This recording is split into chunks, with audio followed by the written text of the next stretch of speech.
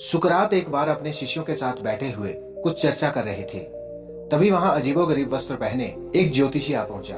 वह सबका ध्यान अपनी ओर आकर्षित करते हुए बोला, मैं ज्ञानी हूं। मैं किसी का चेहरा देखकर उसका चरित्र बता सकता हूं। बताओ, तुम में से कौन मेरी इस विद्या को परखना चाहेगा? शिष्य सुकरात की तरफ देखने लगे। सुकरात ने उन ज्योतिषी से अपने बारे में बताने के लिए कहा। अब वह ज्योतिषी उन्हें ध्यान से देखने लगा।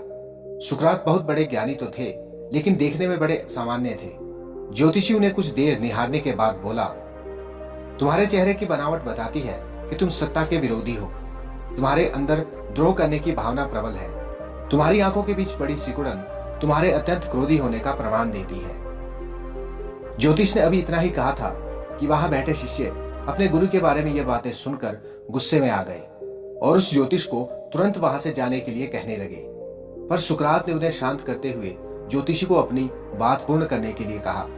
ज्योतिषी बोला, तुम्हारा बेडोल सिर और माथे से पता चलता है कि तुम एक लालची ज्योतिषी हो और तुम्हारे ठुड्डी की बनावट तुम्हारे सन की होने की तरफ इशारा करती है। इतना सुनकर शिष्य और भी क्रोधित हो गए, पर इसके उलट सुकरात प्रसन्न हो गए और ज्योतिषी को इनाम देकर विदा किया।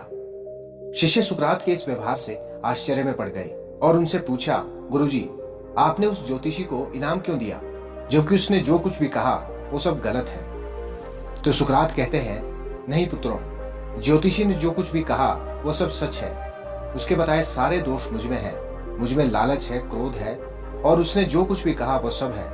पर वह एक बहुत जरूरी बात बताना भूल गया। उसने सिर्फ बाहरी चीजें देखी, पर मेरे अंदर के विवेक को नहीं आंक पाया, जिसके बल पर मैं इन सारी बुराइयों को अपने वश में किए रहता हूँ। बस वह यही चूक गया। वह मेरे बुद्धि के बल को नहीं समझ पाया। सुकरात ने अपनी बात पूरी की। यह प्रेरक प्रसंग हमें शिक्षा देता है कि बड़े से बड़े इंसान में भी कमियां हो सकती हैं, पर यदि हम अपनी बुद्धि का प्रयोग करें तो सुकरात की तरह ही उन कमियों से पार पा सकते हैं।